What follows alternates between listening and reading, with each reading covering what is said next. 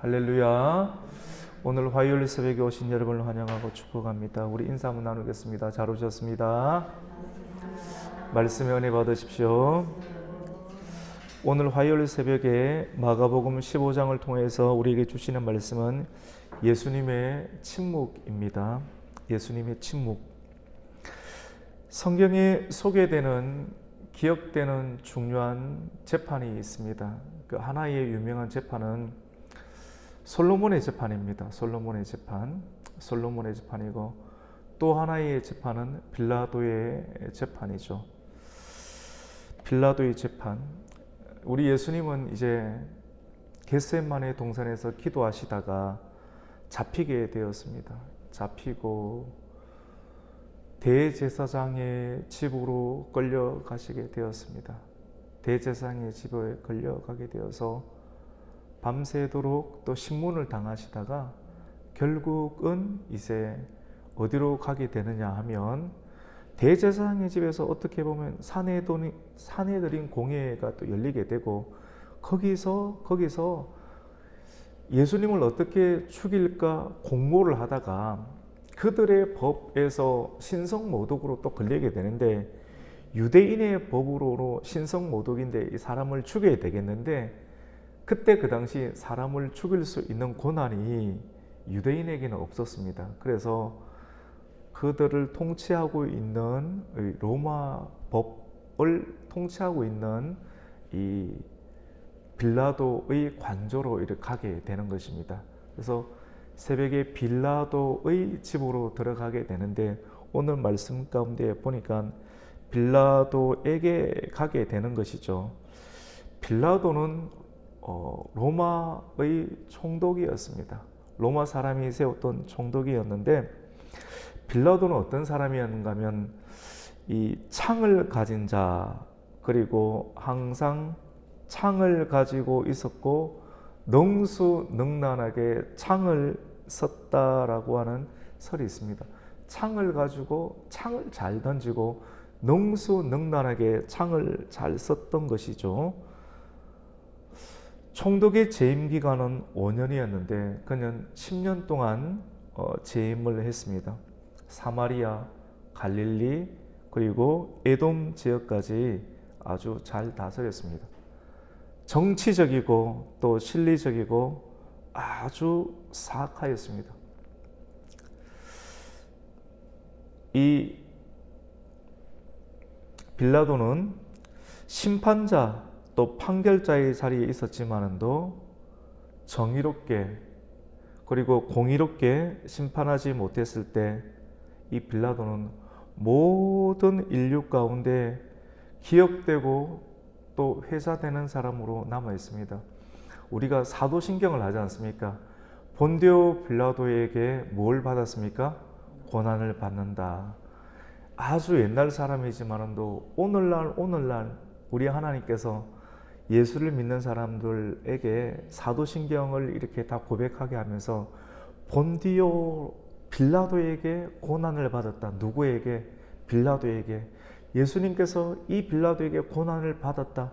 하나님께서 권력과 고난을 빌라도에게 주었지만도 로마서 말씀 가운데 보면 모든 고난은 하나님으로부터 오는다라고, 모든 고난은 하나님으로부터 오는데 이 고난과 건강과 물질과 능력을 하나님께서 그에게 주었지만도 그것을 하나님의 뜻에 맞게끔 정의롭고 공의롭게 사용하지 못하고 사람의 눈치를 보면서 많은 사람의 다수를 위해서 이렇게 잘못 사용하게 되었을 때 오고 오는 모든 인생들 가운데 본디오 빌라도에게 우리 예수님께서 고난을 받았다 라고 이렇게 회자되게 하나님께서 하셨던 역사들을 보면서 우리는 생각하게 됩니다. 하나님께서 나에게 주셨던 이 직분, 하나님께서 나에게 주셨던 이 건강, 하나님께서 나에게 주셨던 권리, 이 고난을 나는 어떻게 지금 사용해야 되겠는가, 참 부끄럽지 않게 사용해야 되겠다라고 하는 마음을 가지게 됩니다. 빌라도 앞에 서서 빌라도는 예수님을 심판해야 하는, 창을 던지는 사람이거든. 창을 던지면 창을 던지면서 죽일까 살릴까 라고 하는 그런 판결자의 자리에 이 빌라도는 앉게 되었는데 참 쉽지 않은 자리지 않습니까? 근데 이 자리에 앉아 있으면서 예수님을 살릴 수도 있고 예수님을 죽일 수도 있는 그런 위치 가운데 빌라도는 서게 되었습니다. 예수님께 빌라도는 오늘 본문의 말씀 가운데 보면 질문을 하게 됩니다.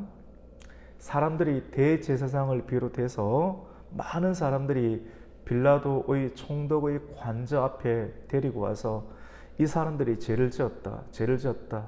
그리고 판결을 하고 제목을 이렇게 들어보는데 자기가 봤을 때는 크게 문제가 없어요. 문제가 없는데 유대인 이제 빌라도가 질문을 하는 겁니다. 네가 유대인의 왕이냐라고 이렇게 묻습니다.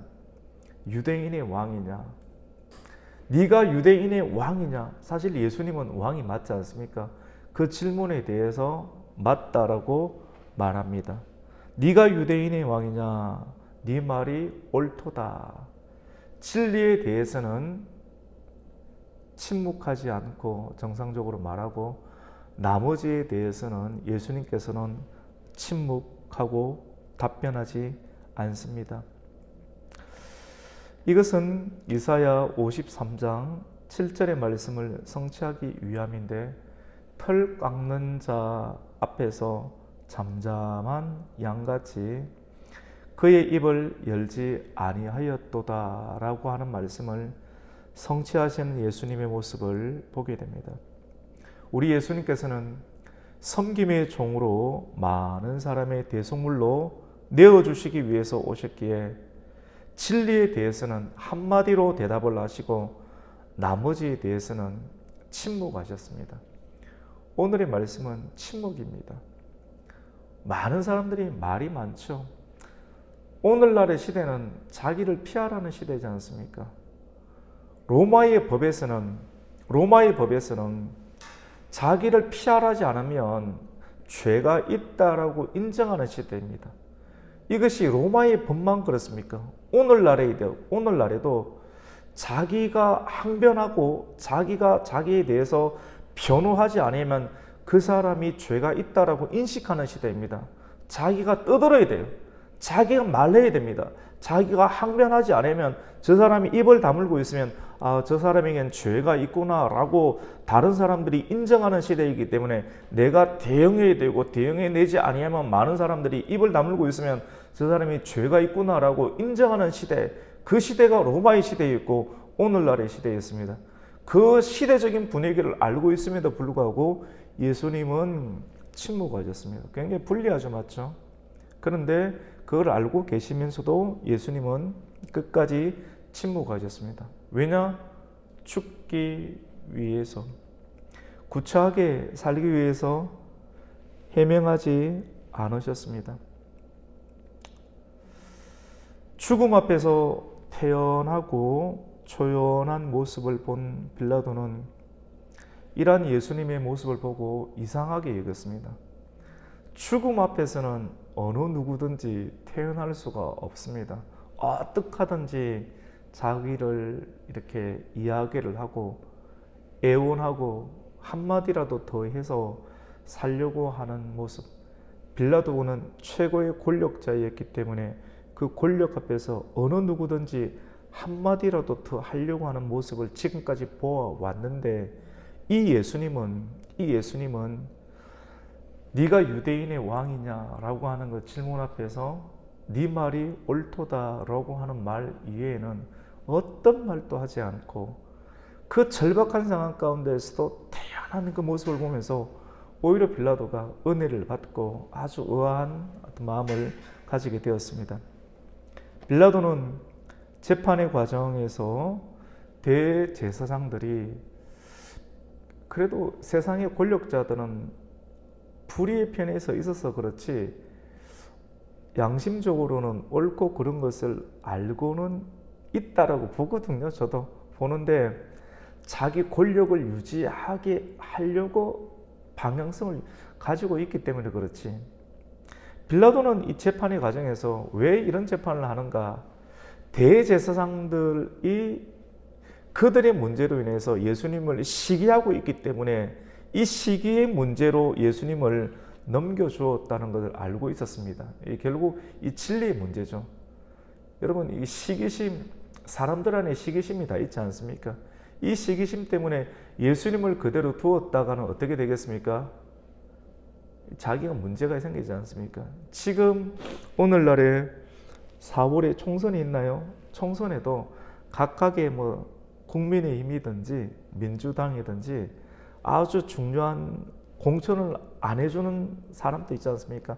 정치를 좀 아는 사람들도 보면 이 사람을 빼는 이유들을 보면 이 사람을 세워놓으면 자기에게 절대적으로 불리하기 때문에 공천을 안 해주는 경우도 있습니다. 이 시기심 때문에 그런 경우들도 많이 있죠. 명절이 되었습니다. 명절이 되어서 명절이 되면 그 명절이 되었을 때 명절 특사로 죽일 사람을 살릴 수 있는 그런 경우가 있게 되었는데, 이때 유월절을 맞이하여서 빌라도가 예수님을 죄가 없기에 놓아주려고 하였습니다. 빌라도는 알았습니다. 백성들이 예수님을 너무 좋아해서 대제사장과 또 바리새인과 서기관이, 백성의 지도자들이 시기심이 생겨서 이들을 불리고자 죽이려 한 것을 알고 있었습니다.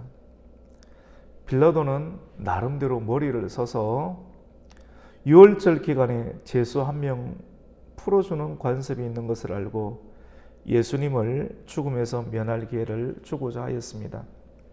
그러나 대제사장이 백성을 충동시켜서 예수님 대신에 바라바를 풀어주게 하는 일들을 하게 됩니다. 대제사장은 압박합니다. 정치적으로 압박을 하게 되는데 빌라도를 압박하죠. 빌라도가 총독으로서 그 지역에 오랫도록 할 수 있게 하기 위해서는 누구의 힘이 또 있어야 되느냐면 대중들의 힘이 있어야 되고, 그 유대 민족의 대중들을 이끌고 있는 대제사장의 힘도 있기 때문입니다. 혹시 자기가 총독으로 재임하는 기간 가운데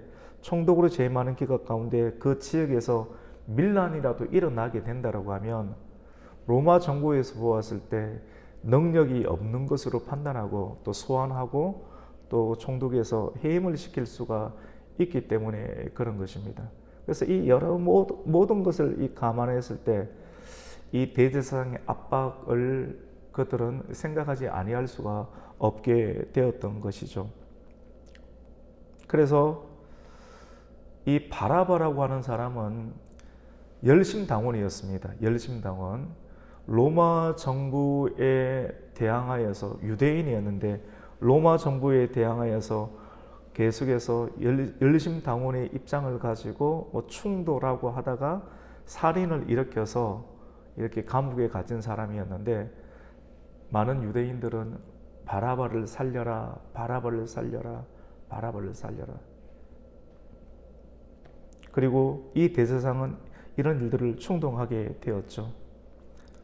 빌라도는 오늘 15절을 보면 무리에게 만족을 주고자 하여서 바라바는 놓아주고 예수는 채찍질하고 십자가에 못 박히게 넘겨주게 됩니다. 우리 15절 말씀 한번 읽어볼까요? 우리 14절과 15절을 한번 읽겠습니다. 시작. 빌라도가 이르되 어찌미냐 무슨 악한 일을 하였느냐 하니 더욱 소리를 지르되 십자가에 못 박게 하소서 하는지라. 빌라도가 무리에게 만족을 주고자 하여 바라바는 놓아주고 예수는 채찍질하고 십자가에 못 박혀 넘겨주니라. 아멘. 저는 오늘 이 본문 마지막 내용을 여러분이 좀 생각하고 또 묵상하고 기도했으면 좋겠습니다. 사람들은 큰 소리 치고 하면 이렇게 여론이 형성이 돼요. 이 여론이 형성되는 것에 의해서 사람들은 또 생각들이 굳어지고 그렇게 역사는 평가됩니다.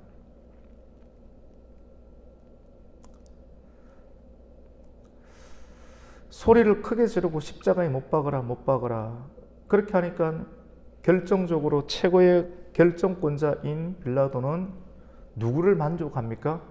오늘 15절을 보니까 빌라도가 무리에게 만족을 주고자 합니다. 저와 여러분은 누구를 만족시키는 사람입니까? 결론적으로 진리를 만족을 시키는가? 예수를 만족시키는가? 하나님을 만족시키는가? 아니면 무리를 만족시키는가? 무리를 만족시키면 지금은 살 수는 있는 것 같아요. 그런데 내 양심은 불편할 수는 있겠죠. 하나님은 좀 불편할 수는 있겠죠. 내가 오늘 선택하는 것이 무리를 만족시키는 것인가? 아니면 하나님을 만족시키는 것인가? 진리를 만족시키는 것인가? 나는 무엇을 따라가야 될 것인가? 우리가 오늘 새벽 가운데 오늘 마가복음 15장 말씀 빌라도의 재판 그리고 예수님의 침묵이라고 하는 말씀을 들으면서 나는 누구를 만족시키는 사람인가? 많은 사람들의 그런 소리, 그 소리는 과연 누가 조종하는 것인가? 대제사장이 조종하는 것이거든요. 대제사장은 왜 조종하는가? 결국은 진리를 배격하는 배후의 세력이 있거든. 예수님을 몰아내는 나는 지금 누구의 소리를 대변하고 있는 것인가? 나는 우리가 오늘 이 말씀을 한번 생각해 보아야 될 것입니다. 오늘 이 말씀을 통하여서 나는 하나님을 만족시키는 사람인가? 아니면 이익을 만족시키는 사람인가? 내가 지금 선택하는 것은, 내가 생각하는 것은, 내가 활동하는 것은, 내가 판단하는 것은 하나님께 영광이 되는 것인가? 아니면 이익이 되는 것인가? 빌라도가 그렇게 했던 것은 이익이 되는 것 때문에 그렇거든요. 내가 더 통치기간을 연장하기 위해서.